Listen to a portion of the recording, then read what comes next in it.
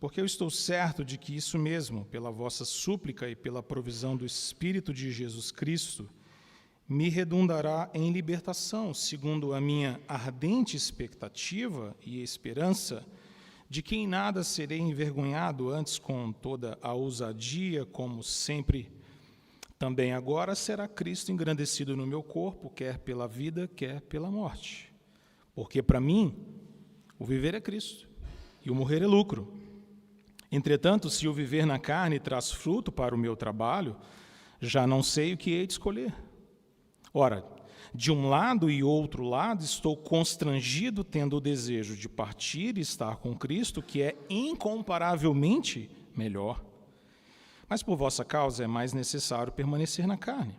E convencido disso, estou certo de que ficarei e permanecerei com todos vós, para o vosso progresso e gozo da fé, a fim de que aumente quanto a mim o motivo de vos gloriardes em Cristo Jesus, pela minha presença de novo convosco. Em Mateus 13, versículo de número 44, Jesus conta uma parábola que é bem singela, mas ao mesmo tempo muito poderosa. Jesus nos conta lá em Mateus 13, 44, sobre a parábola do tesouro, o tesouro escondido, o tesouro oculto. As palavras que aparecem em Mateus 13, 44 são as seguintes: o reino dos céus é semelhante a um tesouro oculto no campo, o qual certo homem, tendo-o achado, escondeu. E transbordante de alegria vai, vende tudo que tem e compra aquele campo. A gente consegue recompor a imagem na nossa cabeça. Um homem caminhando por um campo e, de repente, ele se depara com um tesouro ali. Um tesouro que estava oculto, um tesouro que não era visível para todos. E ele, então, se depara com aquele tesouro de valor inestimável. E, então, ele o esconde, o deixa ali. E, com muita alegria, transbordando de alegria, na verdade, no seu coração, ele sai e decide, então, vender tudo que ele tem. Absolutamente tudo. Ele coloca tudo à venda, para que ele pudesse, então, voltar e comprar aquele campo, porque ali havia um tesouro precioso. Jesus conta essa parábola, dentre outras, para nos ensinar o fato de que esse tesouro valioso naquele campo é uma maneira de pensarmos como o reino de Deus tem um valor inestimável. E aquele que, então, encontra o reino de Deus e compreende o valor do reino de Cristo Jesus, essa pessoa, então, está disposta a perder tudo, a abandonar tudo, a deixar tudo para trás para possuir esse tesouro inestimável, esse tesouro perfeito. O texto que nós lemos nessa manhã não é um texto que exatamente Paulo dialogue com essa parábola, mas o sentido de que nós encontramos Cristo como nosso tesouro maior está aqui nesse texto. Porque nós percebemos muito nitidamente que Paulo está agora para ensinar à igreja de Filipos e a nós também, de que o Senhor Jesus é o nosso tesouro perfeito, de que o Senhor Jesus é o nosso maior tesouro e que nessa vida nós não temos outro motivo para viver senão a Cristo, e nós não temos outro consolo na morte senão esperarmos estar com o Senhor Jesus também. Na vida e na morte, não importa, Cristo é o nosso tesouro maior, Cristo é o nosso tesouro precioso. Paulo diz então no versículo 21, que nós poderíamos dizer que é o coração dessa passagem que nós lemos. Paulo diz: viver é Cristo, morrer é lucro. Viver é Cristo, morrer é lucro. De um lado e de outro, se eu penso na vida ou se eu penso na morte, há um tesouro inestimável diante de mim. Cristo é o nosso tesouro, o tesouro perfeito. E diante disso, vida é sinônimo de Cristo, morte é sinônimo de Cristo, porque Cristo é o nosso tesouro maior. Para que a gente compreenda o que Paulo está dizendo aqui, vale a pena nós nos lembrarmos do contexto em que essa passagem está e o sentido dessa epístola de um modo geral. Você se lembra que Paulo tinha um amor muito grande pela igreja de Filipos, ele tinha apreço grandioso por aqueles irmãos, e agora Paulo, preso em Roma, próximo da década de 60, escreve algumas epístolas, dentre elas a epístola à igreja de Filipos, e o objetivo dele, dentre outros, nessa epístola é dar ciência sobre a sua condição. Dar ciência sobre como ele está, dar notícias sobre a sua condição, mas ao mesmo tempo encorajar os irmãos da igreja de Filipos para que eles pudessem viver o evangelho para que eles pudessem ter fé renovada no Senhor, para que eles pudessem viver comunhão sincera em Cristo Jesus por meio do Espírito e que eles pudessem perseverar. Para que eles pudessem perseverar. A prisão do apóstolo e a própria realidade, um tanto iminente, de que o apóstolo Paulo podia ter sua vida ceifada a qualquer momento debaixo do Império Romano, certamente era motivo de sobra para gerar preocupação no coração de irmãos ali na igreja de Filipos, que amavam Paulo, que se dedicavam a ele, que investiam no ministério dele, que acreditavam que ele era um servo precioso do Senhor. Você consegue imaginar como aquela igreja então padecia de preocupações no seu coração sobre como está o apóstolo? Em que condições ele está? Será que ele vai continuar preso? Será que essa prisão vai resultar em morte? Será que ele será liberto? Existe alguma possibilidade disso acontecer? Mas Paulo revela a esses irmãos algo maravilhoso, porque Paulo, ao dar notícias sobre a sua condição, não apenas dá notícias sobre como ele está, na verdade Paulo nem gasta muito tempo falando sobre suas condições exatas e suas preocupações pessoais, mas ele simplesmente diz a esses irmãos, e eu queria chamar a sua atenção para o versículo de número 12 do capítulo 1, quando ele diz, irmãos, eu quero que vocês estejam cientes, eu quero cientificar-vos de que as coisas que aconteceram têm antes contribuído para o progresso do Evangelho. Paulo está dizendo para aqueles irmãos, olha, em outras palavras, não olhem para as minhas cadeias, não olhem para as minhas algemas, não olhem para a minha prisão como algo que deveria preocupar e desesperar o coração de vocês, porque, na verdade, tudo isso tem contribuído para que o Evangelho de Cristo Jesus avance. Paulo passa a enxergar até mesmo as suas tribulações e as suas lutas sobre outra perspectiva, porque ele entende que o seu ministério é para a glória de Cristo, que o seu foco é agradar ao Senhor Jesus, que o seu foco é fazer a vontade de Cristo, e se Cristo é tudo em nós, então Paulo pode ser, usando a palavra de William Hendricks, um prisioneiro otimista. Paulo pode estar preso, mas ao mesmo tempo ter otimismo no coração dele, porque ele sabe que mesmo na prisão, que mesmo entre algemas, ainda assim o Evangelho continua progredindo, o Evangelho continua triunfando, porque ele sabe que o que importa no final das contas não é nem mesmo a sua própria segurança, não é nem mesmo as suas condições, se são boas, se são ruins, o que importa é que Cristo seja engrandecido. O que importa é que Cristo seja anunciado, e anunciado verdadeiramente para que o nome dele seja adorado. Perceba que no final das contas, esse texto vai nos levando, e a passagem que nós estamos olhando agora enfaticamente nos fala sobre isso, de que Paulo está nos conduzindo a compreender que mesmo a morte, que mesmo a realidade de perdermos nossa vida por causa do Evangelho, não deveria nos amedrontar. Porque no final das contas, se vivemos, nós estamos com Cristo, e se morremos, nós estamos com Cristo. A morte, então, perde a sua cara feia e terrível, e deixa de nos assustar tão poderosamente, porque a morte foi vencida. E para nós, cristãos, morrer é sinônimo de estar com Cristo. Olha de novo para o versículo 21, porque Paulo aqui é tão cirúrgico, é tão profundo, é tão verdadeiro, ele diz, porquanto para mim, viver é Cristo, morrer é lucro. Para mim. Essa é a realidade que impactou a minha vida, essa é a verdade central que transformou a maneira como eu enxergo as coisas, e para mim, viver é Cristo, morrer é lucro. E eu posso então servir ao Senhor Jesus com essa mentalidade, tão clara, tão nítida, tão poderosa. Me parece que a verdade central então desse texto é nos fazer lembrar sobre o fato de que Cristo é a nossa vida, de que Cristo é o nosso tesouro perfeito, de que nós não temos outro tesouro, nós não temos outro fundamento, outro consolo, outro foco nesta vida, senão vivemos para a glória do Senhor. E essa convicção, irmãos, ela é libertadora. Porque se Cristo é tudo em nós, se Cristo é toda a nossa vida, e mesmo a morte já não mais nos amedronta, então no final das contas, essa realidade ou essa verdade pujante, poderosa, impacta toda a maneira como nós vivemos, renovando a nossa esperança, renovando o nosso ânimo e a nossa coragem em servir ao Senhor.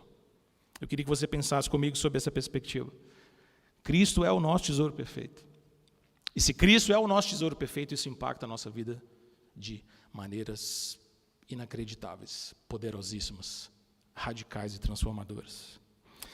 Caminhe comigo então agora nos versículos que nós temos diante de nós. Em primeiro lugar, eu queria chamar a sua atenção para o fato de que, porque Cristo é o nosso tesouro perfeito, versículos 19 e 20, nos lembra que nós podemos ter coragem em frente às adversidades. Se Cristo, ou já que Cristo é o nosso tesouro perfeito, nós podemos ter coragem frente às adversidades que temos. Paulo diz: porque eu estou certo de que isso mesmo, pela vossa súplica e pela provisão do Espírito de Jesus Cristo, me redundará em libertação, segundo a minha ardente expectativa e esperança de que em nada serei envergonhado, antes com toda a ousadia, como sempre.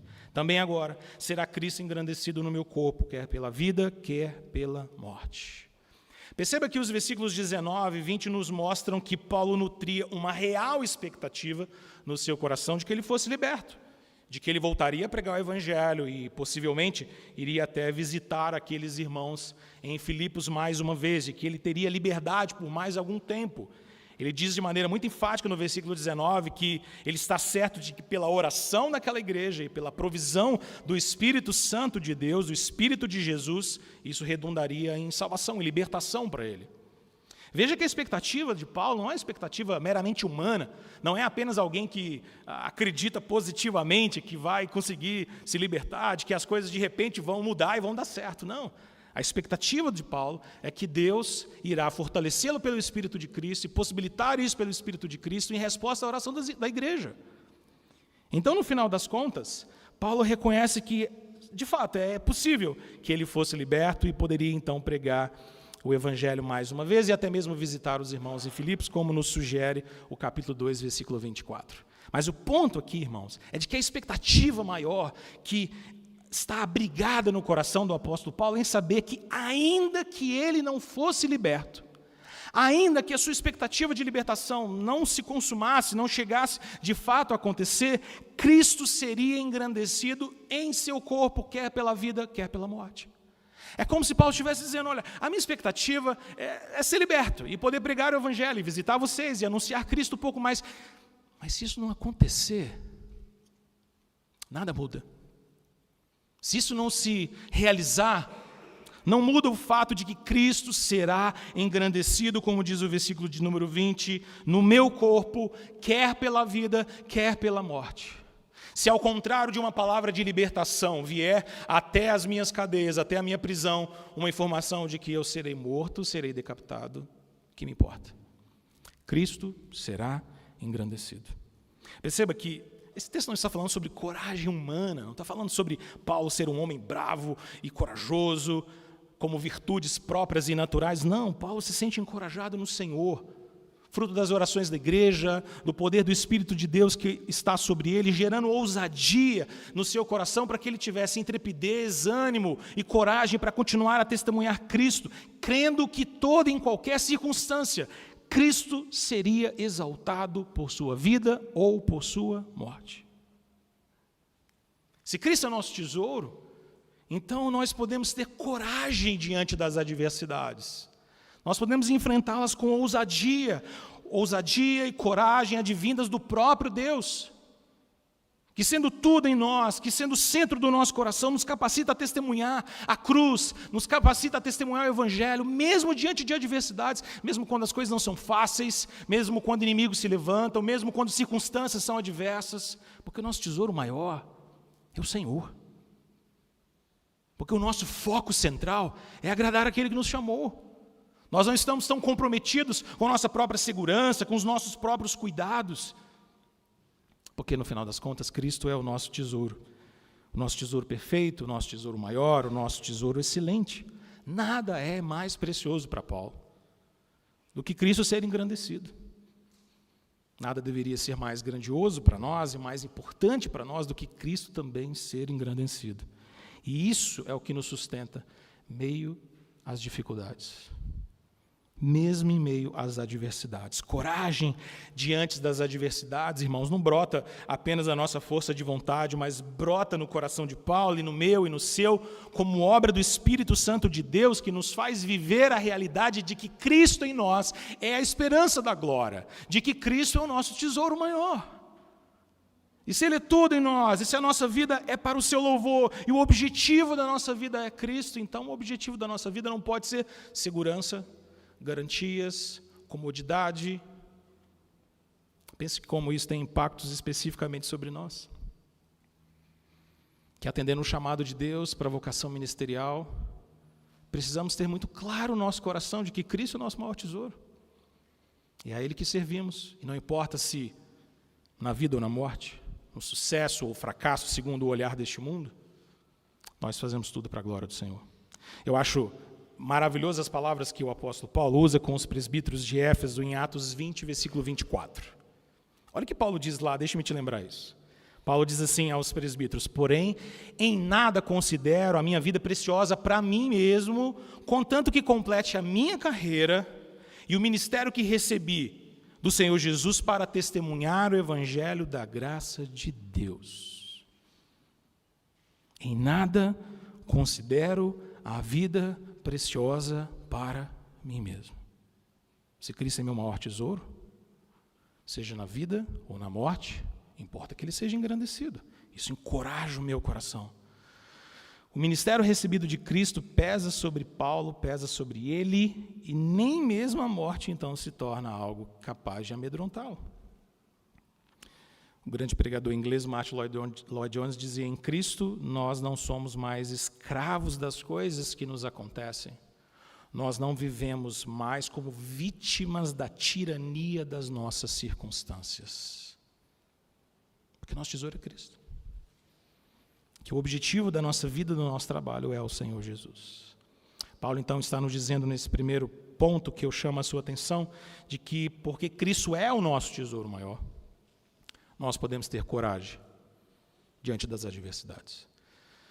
Mas ao falar sobre coragem aqui, coragem no Espírito, isso nos leva a um segundo ponto. Porque se Cristo é o nosso tesouro perfeito, nós podemos ter igualmente esperança na vida e na morte. Olhe comigo na sua Bíblia agora para os versículos 21 a 24. Porquanto para mim o viver é Cristo, o morrer é lucro. Entretanto, se o viver na carne traz fruto para o meu trabalho, já não sei o que é de escolher. Ora, de um lado e outro lado, estou constrangido, tendo o desejo de partir e estar com Cristo, que é incomparavelmente melhor. Mas por vossa causa é mais necessário permanecer na carne. Porque Cristo é o nosso tesouro perfeito, nós podemos então ter esperança na vida e na morte. O versículo de número 21 é tão impactante nesse texto. Talvez ele mereceria aqui uma pregação exclusiva, apenas para essas poucas palavras do verso 21. Outros pregadores muito competentes, muito mais do que eu, certamente já fizeram isso inúmeras vezes na história da igreja. Porque a lição que Paulo tem a nos dizer aqui é muito profunda. Viver é Cristo, morrer é lucro. O que Paulo está nos dizendo é que esse é o nosso consolo, o consolo excelente de todo crente. Qual é o maior consolo que nós temos? Saber que nossa vida é sobre Cristo. Saber que quando morremos estamos com Cristo. Esse é o consolo soberano. Esse é o consolo que paira sobre o nosso coração. Essa é a esperança incomparável. Essa é a certeza sustentadora da nossa vida. Saber que Cristo é poderoso, que Ele reina sobre todas as coisas, que Ele governa a minha vida, governa a sua vida, que Ele que nos vocaciona a fazer a sua vontade, e quer na vida, quer na morte, Cristo é a nossa esperança. Meus irmãos queridos, ter Cristo como nosso tesouro nos dá esperança verdadeira e real na vida e na morte. Para que nós entendamos exatamente o peso do que o apóstolo Paulo está dizendo aqui, particularmente nessa sessão que relemos agora, nós precisaríamos ir um pouco adiante nessa epístola até o capítulo de número 3. Eu convido você a fazer isso rapidamente comigo. Capítulo 3, versículo de número 7.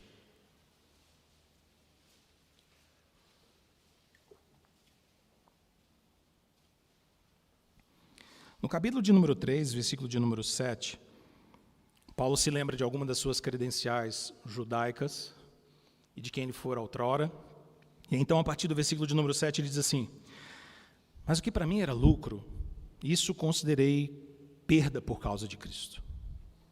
Sim, deveras considero tudo como perda, por causa da sublimidade do conhecimento de Cristo Jesus, meu Senhor, por amor do qual perdi todas as coisas e as considero como refúgio para ganhar a Cristo e ser achado nele, não tendo justiça própria que procede de lei, senão a que é mediante a fé em Cristo, a justiça que procede de Deus, baseada na fé para o conhecer, e o poder da sua ressurreição, e a comunhão dos seus sofrimentos, conformando-me com ele na sua morte, para que, de algum modo, possa alcançar a ressurreição dentre os mortos. Percebe o peso do que Paulo está dizendo aqui? Paulo consegue olhar para tudo que está atrás, para todas as suas credenciais, para todas as suas conquistas, para todos os aspectos que esse mundo, da sua época, do seu tempo, da sua religião, poderiam considerar como valiosos. Ele diz, olha, tudo isso, tudo, absolutamente tudo, eu considerei como perda. Porque se eu lucrei a Cristo, se Cristo é meu lucro, se Cristo é o meu tesouro, todo o resto é prejuízo, em comparação. Todo o resto é insignificante. Porque o que importa de fato é ser achado nele, não tendo justiça própria, mas aquela que procede de Deus, para que eu possa experimentar nele, morrendo com ele, o poder da ressurreição. A primeira pergunta do Catecismo de Heidelberg diz o seguinte: qual é o seu único consolo na vida e na morte? Você se lembra da resposta? Que não pertenço a mim mesmo, mas pertenço de corpo e alma, tanto na vida quanto na morte, ao meu fiel Salvador Jesus Cristo. Eu acho essas palavras do Catecismo de Heidelberg preciosas para nos ajudar a entender e a resumir o que Paulo está dizendo aqui, porque o ponto central é esse. Nós podemos, de fato, ter esperança na vida e na morte, porque Jesus é o nosso único consolo. A nossa vida é sobre Ele, a nossa vida é sobre fazer a vontade dEle, e isso impacta a nossa vida, uma vez que Cristo Jesus inaugurou em sua morte e ressurreição a realidade da nova vida. Eu e você, então, podemos reconhecer que não existe tesouro maior. O apóstolo Paulo, em Romanos capítulo 14, versos 8 e 9, ele diz, porque se vivemos, para o Senhor vivemos, se morremos, para o Senhor morremos, quer pois vivamos ou morramos, somos do Senhor. Somos do Senhor. Foi precisamente para esse fim que Cristo morreu e ressurgiu, para ser Senhor tanto de mortos como de vivos. Se nós estamos vivos, servindo ao Senhor, colocando os nossos dons a serviço dele, o Senhor Jesus é Senhor sobre nós. Se nós descansamos e partimos, e enfrentamos a morte, o Senhor Jesus é Senhor sobre nós. A nossa vida é sobre Ele. Paulo pode falar, então, até mesmo que ele se sente constrangido, como que ele estivesse apertado num beco. Essa é a ideia do texto aqui. É como se ele tivesse uma parede de um lado, uma parede do outro, pressionando, e ele se sente constrangido, apertado, sem saber o que ele decide melhor, porque, por um lado, se ele continua vivo, ele pode dar frutos para a glória de Cristo Jesus e continuar pregando o Evangelho, mas, por outro lado, se ele partir, se ele enfrentar a morte, ele vai estar com o Senhor Jesus, sem nenhum temor mais, sem as aflições dessa vida, sem as dificuldades, sem as perseguições, sem os sofrimentos. Irmãos, que consolo glorioso os santos têm em saber que ao fechar os nossos olhos aqui, nós os abrimos diante do Senhor da glória. Estarmos com o Senhor. É lógico, a gente não pode olhar para esse texto pensando que, de alguma maneira, Paulo está nos sugerindo que a gente deveria desejar a morte, porque a morte é sobretudo indesejável. Deus colocou a eternidade no nosso coração. Mas eu concordo com Calvino quando ele diz que os crentes não deixam de encarar a morte com horror, mas quando voltam seus olhos para aquela vida que segue a morte, então eles vencem com facilidade todo o medo em virtude dessa consolação. Perceba que o reformador está dizendo para nós é que a morte continua feia, ela continua horrorosa, ela continua nos amedrontando em alguma medida, mas quando nós ultrapassamos os nossos olhos e começamos a ver aquilo que está depois da morte, então o medo vai embora. Então o medo se esvai. Então o desespero foge do nosso coração, porque aquilo que está para além da morte é a certeza perfeita de que o Senhor está conosco, Ele é o nosso tesouro perfeito. É maravilhoso isso. A realidade do versículo 21, dessa sessão toda que nós lemos, do 21 ao 24, tem impactos enormes na nossa vida, meus irmãos. Porque se de fato Cristo é o nosso único consolo na vida e na morte, então nós não temos mais o que temer, Nós deixamos de lado as ilusões desse mundo, as ilusões de segurança, as ilusões de poder, as ilusões de controle, as ilusões de que nós podemos controlar a nossa vida e ter tudo em nossas mãos, e simplesmente nos rendemos e nos alegramos em viver e morrer para a glória do Senhor Jesus. Isso então nos leva necessariamente para o último ponto. E eu queria chamar a sua atenção para os versículos 25 e 26. Porque se Cristo é o nosso tesouro perfeito, nós podemos ter confiança no nosso serviço ao Senhor. Nós podemos ter coragem diante das adversidades, nós podemos ter esperança diante da vida e da morte, e a consequência, a implicação necessária disso é de que nós podemos ter, então, confiança no serviço ao Senhor. Paulo diz nos versículos 25 e 26, estou certo de que ficarei e permanecerei com todos vós para o vosso progresso e gozo da fé, a fim de que aumente quanto a mim o motivo de vos gloriares em Cristo Jesus, pela minha presença de novo convosco. Perceba, Paulo está convencido de que na vida ou na morte não há outro objetivo senão a glória do Senhor Jesus, mas por amor aos irmãos, por amor à igreja de Filipos, por amor à pregação do Evangelho, e levando em conta o progresso deles, a maturidade necessária que eles precisam experimentar, a sua alegria na fé, Paulo considera permanecer algo melhor. Eu preciso permanecer. Eu espero que o Senhor me permita, para que eu continue servindo. O coração do apóstolo Paulo está transbordando de confiança em Deus, porque ele sabe que no Senhor o seu trabalho não é vão.